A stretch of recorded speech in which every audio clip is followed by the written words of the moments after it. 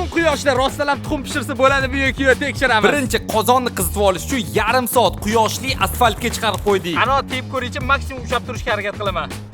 Uy, kuydirib oldim, rostdan ham is ketibdi. Endi tuxum chaqib tekshirish vaqti keldi. Men bunaqasini yaxshi ko'rmayman, menga sarig'i xom bo'lsa yoqardi. Ishqilib tuxum pishguncha birinchi men pishib qolmasam bo'ldi, ketib o'tib olamiz. Ko'pchilikni tuxumni quyoshda pishirganini ko'rib, o'zim buni sizlarga tekshirib berishga qaror qildim. Shunga yozgi eng jazirama chilla vaqtida chiqdik. Agar shu videomiz 100 mingta like kelsa, keyingi safar go'shtni shapaloq urib pishiraman. Shuning uchun mehnatimizga hozir like bosib qo'ying. Eng qizig'i hozir nima chiqishidan qat'iy nazar shuni yeyishga majburman. Uchun bash. Oradan 1,5 soat vaqt o'tdi, lekin quyoshda tuxumni hech qanaqasiga pishirib bo'lmas ekan. Bular g'olli qaranglar nima bu?